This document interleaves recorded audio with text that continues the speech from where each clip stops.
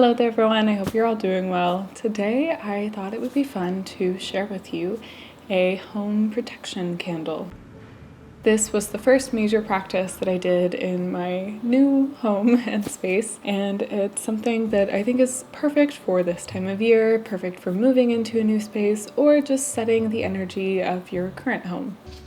This, of course, is very spring-based, as that is the season we're in and how I prefer to do my workings. I personally find that all workings that involve as many seasonal elements as possible tend to have a little bit more potency and just flow better, thus the spring base of the spell.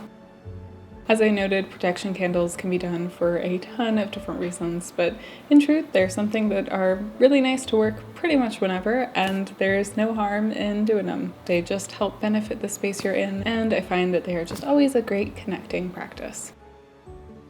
So I'm excited to share this spring-based one with you, but before we get into it, this video is sponsored, so let's hear a little bit more about that. Today's video is sponsored by Aura.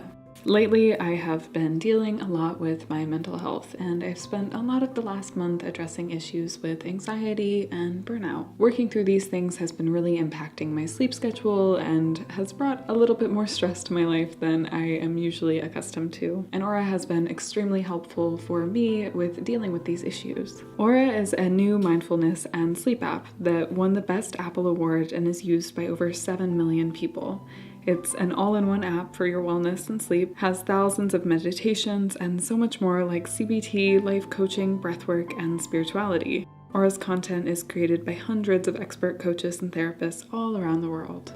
Like I said before, I have been struggling a lot with sleep and stress from dealing with anxiety and burnout. And as always, turning to Aura to help deal with these issues has been amazing. There's just so much variety and personalization in the app, and it allows me to seek exactly what I need in the moment. With hundreds of coaches, therapists, and storytellers, there is so much that you're sure to find someone you'll love. It's similar to Spotify, but for your mind and soul, with its hundreds of expert guides from diverse backgrounds, unlike traditional meditation apps that give you just a few coaches in a one-size-fits-all package. On Aura, you can always find the guides that resonate with you. It's intelligent and personalized and uses billions of data points to personalize for you to make it as effective as possible for improving your sleep and well-being. Truly, this is the only app that's worked for me with improving my sleep and feeling better every single day. You can get started for completely free on Aura's website using my special link in the description down below. The first 500 people get a free trial and an exclusive 25% off. Thank you to Aura for sponsoring this video, and let's get back into it. For this spell, I used a plate, a candle, matches, or another form of flame, basil, rosemary, chamomile, lilac, mint, nettle, and bay. I've chosen basil because it's a powerful protectant, especially in relation to the home. It keeps ill will at bay and wards off negative influences. Rosemary is another powerful protectant, and it's very versatile in this property. Chamomile is a minor protectant, but it works to keep unwanted energies at bay and great for gardens in particular. As my house has a lot of plants in it, I find working chamomile into protection spells for the home makes a lot of sense in that regard, though its effects are far more minor compared to some of the other protection herbs I've chosen, like rosemary or bay. Lilacs are one of my favorite seasonal protectants. They're great for the home and clearing out the stagnant and negative energy from winter. Personally, I think bringing a bouquet of them in the season, right as they start to bloom, is one of the best ways to cleanse the energy of a home after winter. Mint is a minor protectant as well, but it's good for the self and the home, especially when it comes to keeping ill will at bay. Nettle, another one of my favorite seasonal protectants, drives negativity out and really keeps it out. It is a fierce protectant, and I highly recommend working with it if you have access to it. And bay makes a powerful ward. It deters negativity as well, and is just another wonderful herb for this time of year and this type of working. Of course, if you don't have access to these, feel free to change it up and work with any herbs that make more sense to you in your practice. These are all very spring-based herbs, and you are able to freely exchange them. If it isn't spring, you may want to work with other herbs that are more season-based but carry the same properties. It is completely up to you. The running theme between all of these herbs are protection and purification. So you can exchange any of them with any herb that carries those properties as well, and it will maintain the same effect. You also can use less of these plants if you don't have all of them. Personally, I tend to like to work in numbers of 3, 5, or 7, but it's up to you, whatever feels right. Really work with what sings to you. This is meant to be personal and make sense to your practice and your craft. You don't have to make it identical, just make it in the way that feels good. There are no rules when it comes to this, and you are welcome to do whatever feels right to you. So once you have all of your plants gathered, all your materials gathered, and you're ready to go, it's time to, well, start. And so let's delve into that process.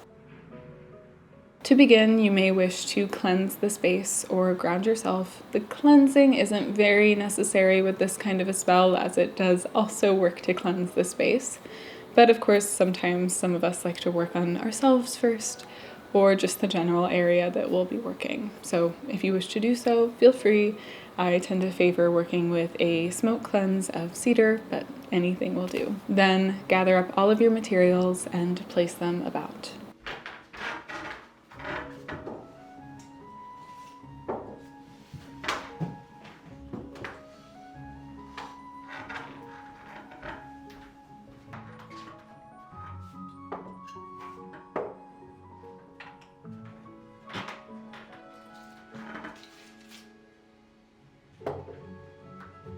Genuinely, this is a very simple spell. All you really need to do once you have all your materials is put it all together. Make sure to take your time working with one herb, putting your intention into it, and spending as much time as you feel is necessary for you to put the energy that you were hoping to into it. This can be done in any number of ways and whatever feels right to you. You may wish to speak your intent, to write your intent, or to just kind of feel it as it goes. You can also work to visualize your intent if that is accessible to you. Personally, I like to select each herb and focus on specifics of what it is known for and its ties, put my energy into it for that purpose and for the purpose of my home, and then placing it onto the plate around the candle. Take your time to organize everything in a way that looks pleasing and feels right to you. You can fiddle with this for as long as feels right.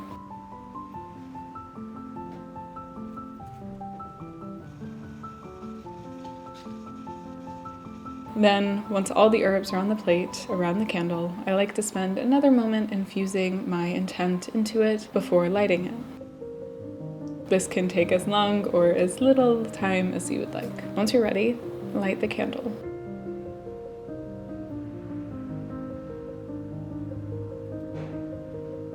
Spend another moment here imparting your intent for the spell into it. Then allow it to burn down for as long as feels right. You may wish to burn the candle down all the way in this first go, or you may do what I prefer to do, which is to revisit it over the course of a handful of days, allowing it to burn and release this energy for a short bit of time, and then snuffing out the flame to come back to you tomorrow. Ultimately, work with the candle until it burns all the way down, and then you can dispose of the rest of the ingredients. At this point, the spell will be complete, your home will be fully worked in with this spell, and thus it is time to get rid of the excess ingredients. Personally, I prefer to allow plant matter to go back into the earth, so I will take it to a safe place in nature, either bury it or throw it into water or leave it in a field. Of course, be careful to make sure that you aren't putting invasive species into places, or that the area you're putting it in will readily take this plant material. If that's not a possibility, I also love to compost it. The plate and the candle holder, if you used one, can both be cleansed for later use. And there's the spell. It is a beautifully simple one that is very easy to make and very potent and powerful. It's very heavily season based with the ingredients that I used, but of course you are welcome to change it up for different seasons or for what you have on hand. I personally prefer to work with the seasons, and if I were doing this in a different time of year, I would be working with different herbs at that time. So I hope you enjoy. Let me know in the comments what you would use if you were going to change it up, or if you do create it, how you replicated it. You can also share it on Instagram with me. I would love to see it there. If you can and would like to, I'd really appreciate it if you checked out my Patreon. There I share art, herbal profiles, book recommendations, other spells and practices sometimes, and monthly workshops. The workshops are chosen by you all. It's a monthly live stream and it is a ton of fun. If you miss the live stream, the workshop will still be available to you for 2 weeks after the fact, and you can watch it and see it all there. You just don't get to participate in the live comments and Q&As that are held. It's a ton of fun and it means the world to me to get to teach you all like that. And Patreon is what supports this channel. So I am very grateful for all of you over there, and it is what allows this to exist. Beyond that, I also have another channel. There I share more herbalism and magic and more of my daily life. I get to be a little bit more creative over there and it's super fun, so it would mean a lot if you check that out. And with that, thank you so much for watching. I hope you're having a lovely day and I look forward to seeing you soon.